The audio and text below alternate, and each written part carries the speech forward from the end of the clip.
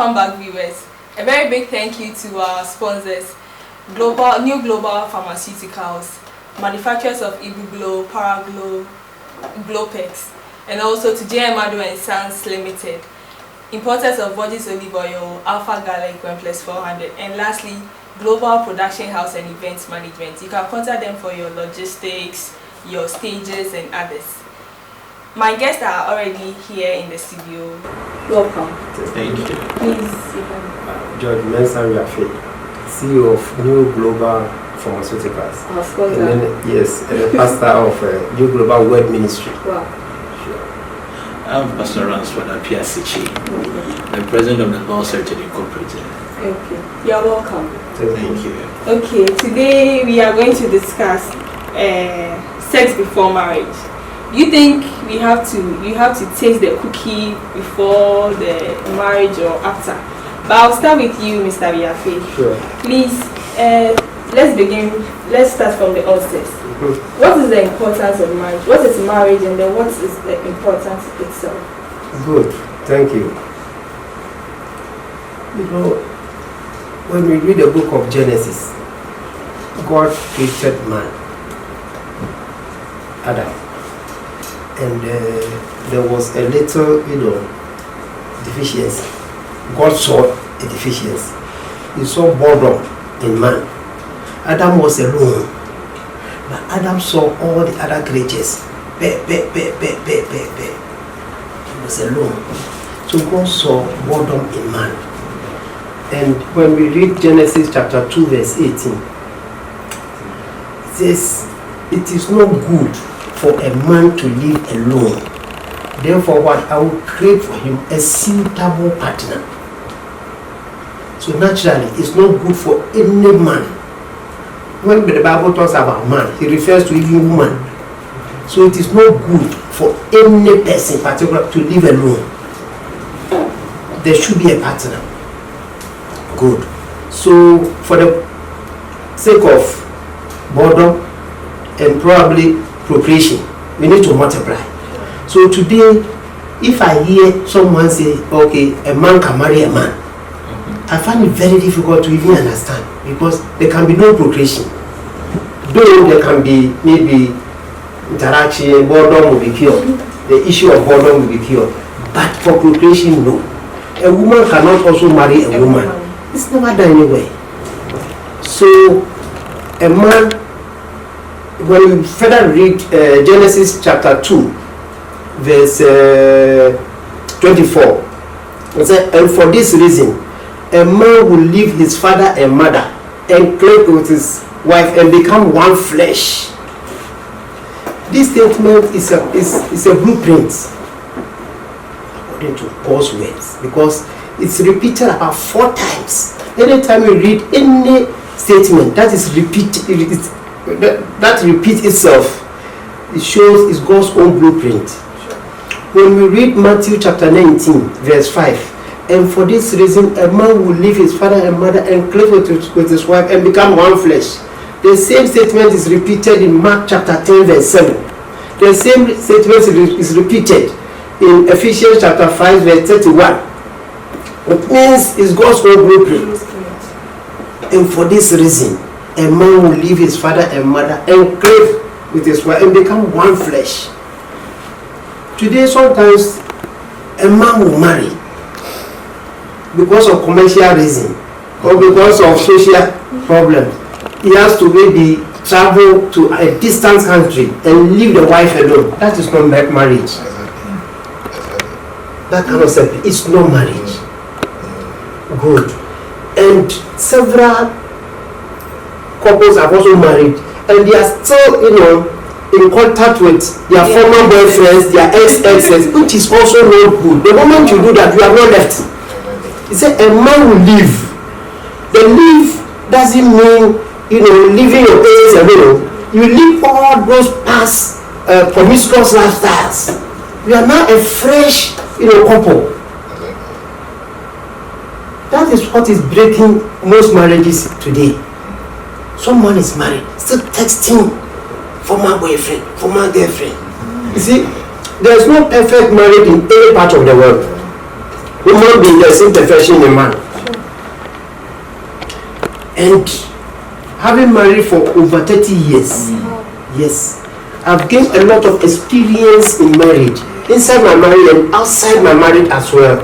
Because people come to you. Exactly. There's no perfect marriage anywhere because of imperfection in man. But the only thing that can, help stabilize marriage is the word of God. Because when you read Hebrews chapter 4 verse 12, it says the word of God is living and powerful. It doesn't die. So when you want your marriage to, progress or be stable, you need to just add the word of God. And the word of God is synonymous to the fruit of the Spirit. As in Galatians chapter 5 verse 22. The fruit of the Spirit are what? Love, joy, peace, patience, goodness, gentleness, faithfulness, self-control. They are 9. If any couple decide to even practice 5, your marriage will progress. You wouldn't have any problem. I've seen couples, they are atheists, they don't go to church, but they've been able to marry perfectly. If you get closer to them, you realize they are practicing the fruit of the Spirit. That is making their marriage work. So today, if we want to go into marriage and you avoid the fruit of the Spirit, you are heading to do, your marriage will not work. And several marriages are already dead. They are only waiting for barrier. They are only waiting for barrier. So marriage is a sacred institution perfected by God. But sometimes I always say God is not the sole author of our destiny. We are co-authors. We do our best and God will do the rest. So in as much as God has created marriage for us, we need to also, add our input to make it, close to perfection. I think that is, but coming back to your question, initial question, that we should, Sex. No. It's not advisable. It's not advisable. So let me ask you this: did you have sex before? In fact, in my days I had it. With your wife or with? With my wife. But I've come to realize that I did a very big mistake. Really? Yes. If she had denied me, like I would have given her more plus. But the fact that she gave him, it has been giving me a little, maybe she loved me, a little darkness. You get what I mean? Yes, I get. Let me give you a simple, something which even happened to me. Okay. 1996. I saw a lady, very pretty. Really? Yes. But then I was married. Oh. I was into this kind of, I just got born again seriously about 3 years ago. Wow. Oh yes. Wow. I was called, I had a call, an altar call, and then I just surrendered. Barely 3 years. But those days, 96. Alcohol, blah blah. And I saw this lady, beautiful lady. I started, applying. And she was, giving me all of sort of, excuses. For about 6 months, wow. I wasn't able to break through. Hey. The whole year. Then later, I complained to her own cousin, and the cousin told her, forget about it. Forget to know. This is how she is. But she has a sister from the same father. She's even prettier than her. I said, but do you think I can be able to, so forever you can be able to break through? Lo and behold, and I was there. So I sat back and said, hey, why? The prettier one rather didn't allow you. No, the prettier one yes, allowed me, and the other one would rather. There's something wrong. I learned lessons out of the 2 ladies. Today, the first one that I applied that I couldn't get is happily married. Wow. The second one that played a loose game is not married. Oh. To today. If he married yesterday, I but today I know he is not still married. You see, sometimes there's a saying that goes that purity is power. If you're able to, keep yourself very well, people admire, people respect you. I don't want to talk much. I think my brother can also come in. Pastor has to come in. Yes. Pastor has to come in. Pastor, did you have sex? Okay. Did you have sex with your wife before marriage? No. But did you have sex with other people? No. Very virgin. Yes. Hey! Chairman. I wish I was bringing my wife along. Oh, why did you have? She has to go somewhere with the kids. Sure. Now, I think anytime you say this to people, they wonder. And let me start from my angle. Fortunately for me, I met a man of God at a tender age. Perfect. And he told me what God is going to use me to do. So I should run away from women. So way back, GSS, SHS, university, if you get closer to me, you're a woman. In fact, then you are an agent. You are going to destroy my future. Yes, Satan. So when the corner said, I'm not going to marry. I want to focus on the things of God. I started preaching at the tender age of 13. So it has been. You were called early. Yes, at a very tender age. So when it got to a point in time, I said, okay, now ministry, I have to be ordained, but I have to get married before I get ordained. That's the law in my church. So, and I was at the later in my age, somewhere around 34. Ooh. Yes. And you didn't know any woman? Never. Wow. It's never. Because of fear, let me just mention the name. His brother met me when I was very young. And he saw that thing in me and said, run away from me. God is going to take you far. And it's been wonderful. You've been working with I've been doing ministry for the past 25 years. Wow. Compared my age to that, people are like, no, 25 years, you are too young for that. And I told them this is how it began. So when I was told to bring a partner, we have to register for 18 months before counseling. Then with that I will not get my ordination. So I was just there and I was thinking, so am I really prepared for marriage? So I went to my mommy happens to be a nurse, a psychiatric nurse. So she told me, look, you have to psych your mind if you really want to marry.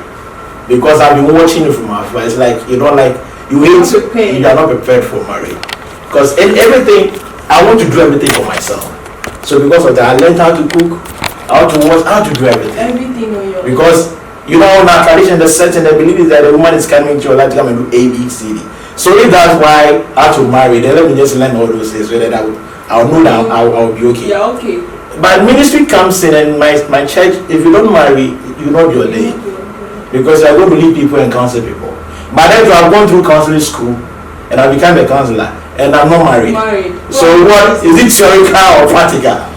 So now there's a point I have to settle down and marry. So I was just thinking, it wasn't easy trying to get people that I've known, women that I've known.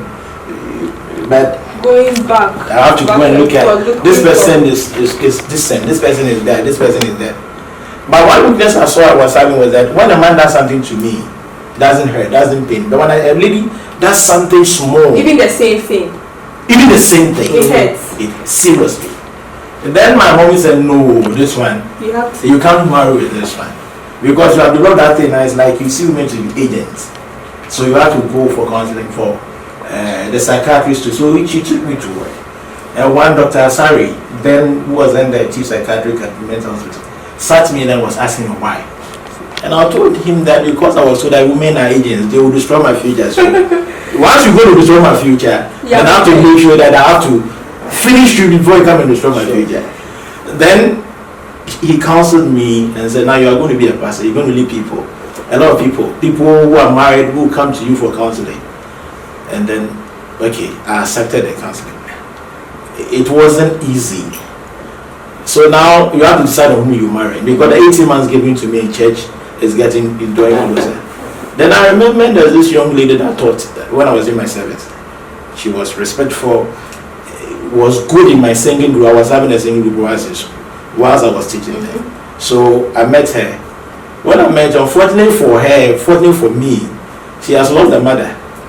So she needed somebody to, console her. So I went in.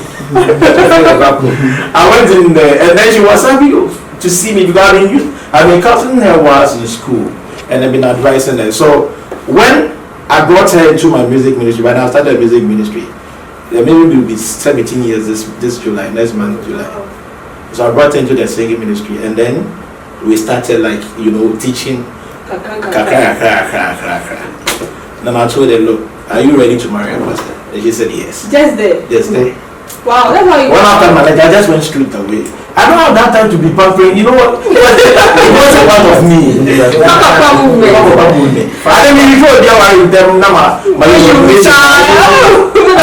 had a tough time. And she said yes. So I told her that, look, I wrote a pamphlet myself, what I want to do in ministry, in my life, 5 years, 10 years. And I stated clearly what the man of God was saying. If you made me have sex with you whilst we are dating, I will not marry you. I'll give the pamphlet to you. I told her to me. So there's a notion about women, I don't know, because of how thing they might be up and bad. So I wanted that notion to just go off her. It got to a point, if your friends were telling that once I'm not making anything, we're having everything, that means I'm having somebody. Oh, yeah, impotent. Or they didn't take that one. That's what impotent. Let me be truthful. Let me be truthful. I have to go for a break. I have to go for a break. Because I know you're enjoying the program. Sure. We'll back short. Wow. Welcome back, viewers. Before we continue, let's take motivational message from Kweku Kosley.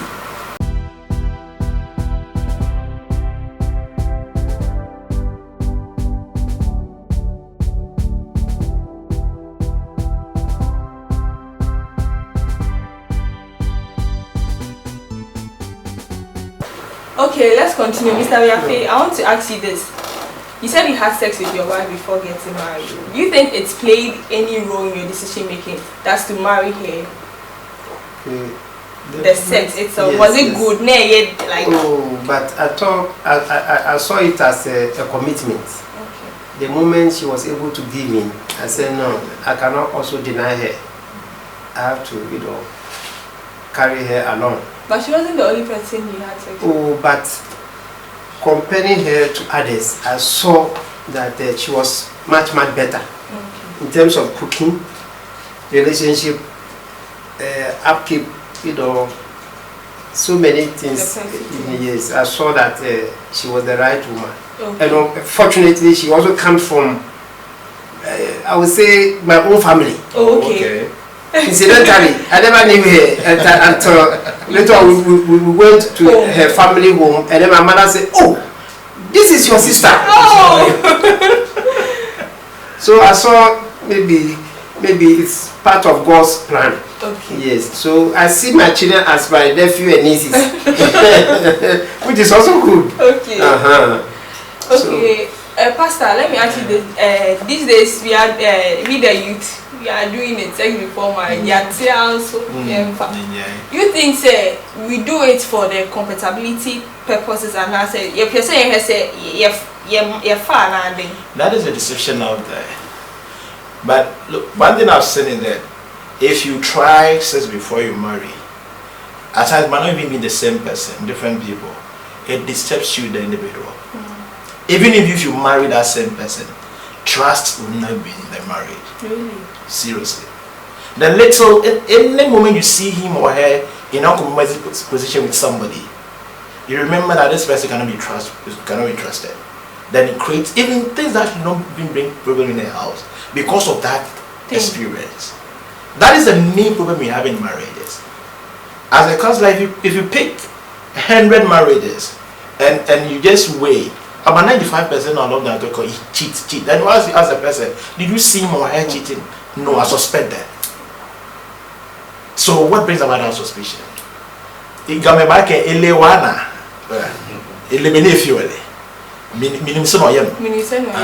So it is no. It doesn't bring any compatibility. Even if you don't marry that person, if you don't marry that person and you go to another marriage with a different person, you will not be satisfied in that marriage. Can we be plain here? Plain. Okay. He may be having a bigger dick than the other person. And you, with the way God made women are made in such a way that if you stay before you marry, you see you are elastic. So anything at all, you can absorb it. But the more you are pressing it, it becomes, so if the person that you get married to finally, it's not that big compared to those people you've gone out with. Satisfaction, you never get satisfaction. So when I see a lot of women talking about 5 minutes, 2 minutes, I said they are not even ashamed of the rather themselves. It's not the money, it's about you. You yourself. Yeah, you the woman. But because we don't know, we think it's fun. Marriages will never be the way God has made until we stop. Pastors are failing to address it. And we want to take it to prayer, whatever. It is not. Premarital sex is a serious demon fighting marriages. And if you don't break it, we will continue doing counseling, and take with the shade. So the younger ones coming, it's better we sit them down and advise them. You enjoy marriage when you don't have sex, you enjoy the person. There's trust. If somebody sees me and said, oh, call my and said, I saw a lady in your husband's car. Because I dated that lady and the way we were working, it got to a point in time, people were like, no, this man doesn't like you. This man doesn't love you. People said a lot. But a lot of things. Even her friends. It got to a point in time, like this hypothesis thing. That way. She asked me if I'm okay. Because you can be talking and like nothing. Nothing. Then I got alarmed because I remember going back to on school. I went there and told God, please take away my manhood.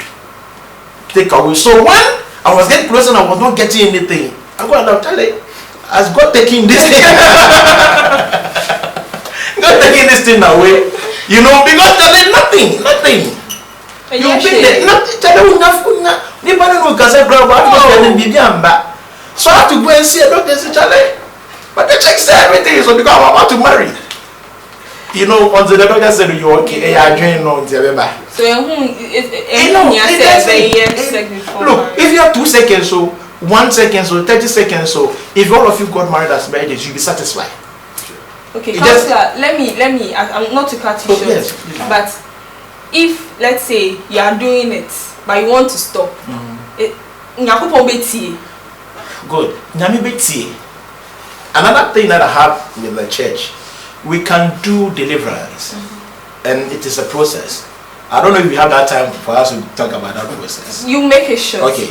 Any environment that you see, vicinity that you see, has a demon possessing that place. Wherever you have affair with, the area you had affair with, in breaking fornication case, you must deal with that demon first. Because it's the one who kind of a witness to whatever that transpired. But we just come, the person pray for the person, now you first say we deliver them, it's a lie. So we don't even try in the first place because it goes through process. Now even after we have done the spiritual aspect, then it comes back to the physical and the emotional aspect. That is what we were talking about earlier on. You ask for prayer, I will not pray for you to get delivered and say, because prayer is not our aspect. So the prayer aspect, God will forgive you, but emotionally and physically, that is where the cheating comes in our relationship.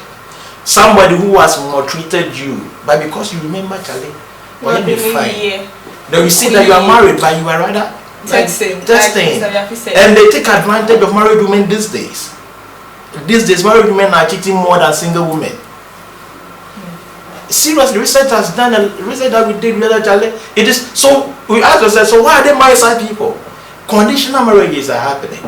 She's been in the system for a while. The one who dated her didn't. So anybody who comes, no, but when you say no, my body, soul, spirit belongs to this guy. The less opportunity, me so or respecting the husband power. No. When you are being controlled emotionally, it is difficult. Then the man doesn't so much. I'm so weak now. Now one person one bone umpire amount.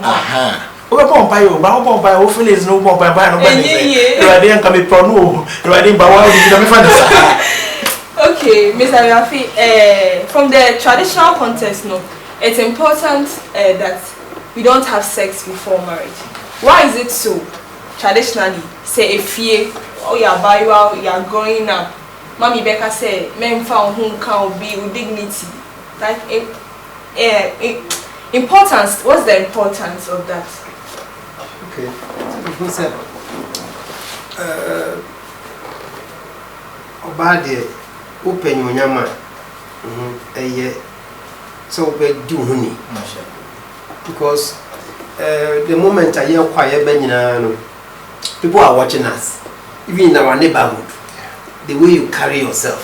It's all mother advice you say, show me you are of age. Ubi frewa, menko, katahusi. As papa no catch for your own good. Me carry some time ago. I was living at North Carnation. And about some few distance from my house, someone wanted to come and marry a lady from a particular house. I was the one they came to for advice. Whether the lady... Really? Yes. Yeah. The lady herself didn't know. It used to be so. But they came to me and then inquire about the lady. Yes. That's, oh, this particular lady. Yeah. Most of the time, she's in the house. If she's not in the house, she's in the church. So if you marry such a woman, it's a plus. And they came to marry her. Now she's in Holland. Wow. Happily married with children. But she never knew I recommended her. Yeah. So whatever you do, people are watching you. So sometimes your mother advice is for your own good. So traditionally it's good. Perfect. To add to what Pastor was saying, look, if you look at our traditional system, forgetting about some of the negative ones, but you can see that we are having positive ones. This particular practice is biblical. In the book of Deuteronomy and also in Leviticus, when somebody comes to marry your daughter, and the daughter is not a virgin, you have to pay back all those bride prices that were given to you. I don't know why the church has stopped that practice. It is not tradition, it is biblical. The reason why I say bride price, you are a bride. So I'm being a price on who you are. But today we are making the most noise. Yes. So that I was telling you, I went to live and I was teaching, look, most of the bride price we are paying is wrong. We need not to pay bride price. If the woman is not a virgin, you don't pay biblically. Sure. So traditionally and also biblically, we have gone contrary to it.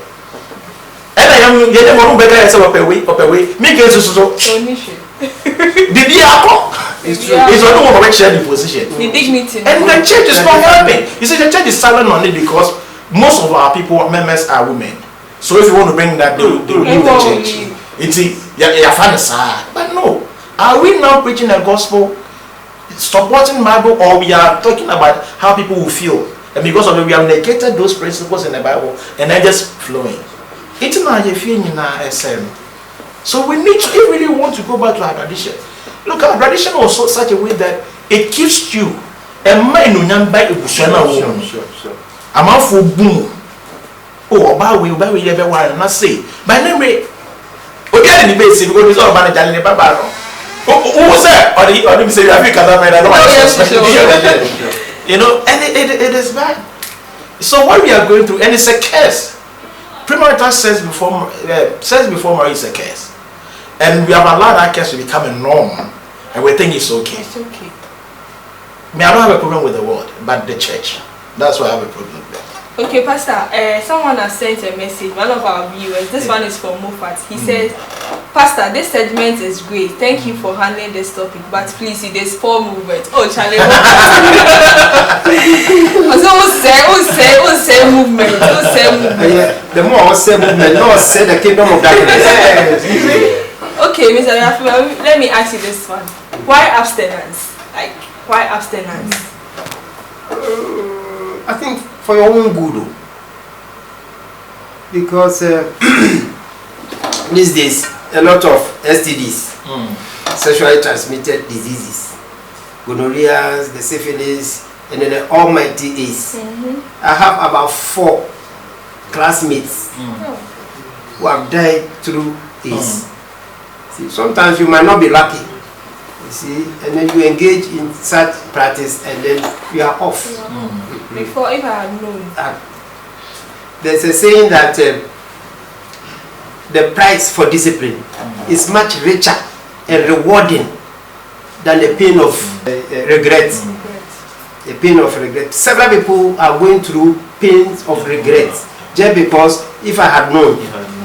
So I think if you go by the principles of the Bible, if you obey God's command, it's to our own good. It's to our own good.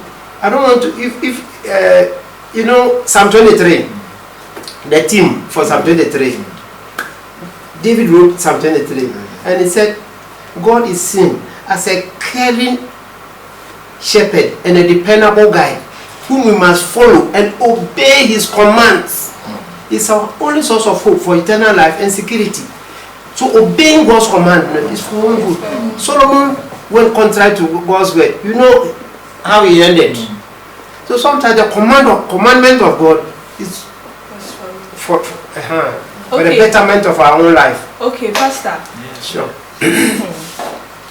Another person has sent a message. Let me read the message and ask you. This one is to you again. Okay. He's saying that does it matter if it ends in marriage? We are having. I'm with my boyfriend. We are having sex before marriage. Does it matter if it ends? I think I addressed this earlier. Yes, he said it brings about. It brings about trustworthiness. There's no trust, mistrust. So it is a no-no. Previous experiences, and you are married. You are going to marry someone. You are dating. The two of you should try and abstain for your own good. Maybe your past you have done it. This person has also. But once you want to marry now, the two of you advise the two of you should abstain for your own good. Because you see, a lot of the things that we are talking about in our homes these days, people don't know that when you have sex today, it stays in you for so many years. Children take certain characteristics from your previous boyfriend. Because the blood of that boyfriend is running in you. Yes, you see, we don't learn. So we don't know what is happening. So you give birth to a child. Your unborn children. Your unborn children. You give birth to a child. The child has certain behaviors. It's not part of your family. You don't know what this is. Now where do you free? Now so a thing. Senna. I want to born maybe free. And at times there are demons around. And we don't know whom we are having an affair with. I've been telling, when I have something I'll tell the young guy. You see, this home we are talking about is not a normal home. It has a lot of things in there. You can die. There are a lot of demons there. There are snakes you see today. Yes. Hey. You just enter, takes away your destiny. But you think you are doing it. Sure. When you are delivering people and they are manifesting, sexual, especially marital, you see that they exhibit snakes. Oh, we think it's just fun. So when I see guys, anything is scared. Me da want. You know, so please, it's not even you want to marry the person, you don't want to marry the person. Immediately you want to, as a young person, try as much as possible to remain. I know it's not easy, especially when you've had that affair before. It's difficult. It's difficult because I've met people who tell me, Pastor, oh, I've heard the preaching, I've heard the counseling, but but they don't be firewood. I will not be firewood. And I tell that person, look, you can't stay. There are certain things that you build. Whatever with men, everything that comes down us is what we build in our mind. Unlike people, that your own is touch. Yeah, but our own is vision and what we see, and then what at times we imagine ourselves. People imagine and make and masturbate. You understand? They don't see anybody, but they imagine this person in this skirt. When the person goes off naked, imagine how she's going to look like. Then that person will just imagine, then masturbate and then leaves. So I'm begging. This is a campaign we started. What do you think? Oh, I am begging everybody to have a peaceful marriage because we are suffering as pastors. We need to be truthful. At times when you are sleeping or outside, people will call. And the person I want to divorce. I'm tired. When you ask the person why, or call 2 days long by, or find who won't come here. You know, it is something. It's MP. Okay. We wish to continue, but time is not on our side. But we've heard a lot. And then we've learned a lot. Thank you very much for coming. Viewers, I know you really enjoyed it, and then you wish we could continue, but we will do something about it shortly, next week or I don't know, because you have educated us, especially on the biblical context and then the traditional. Thank you very much for coming. Viewers, thank you for watching. This is Globe TV and this is Globe Lifestyle. I'm your host Lilian, so thanks for watching.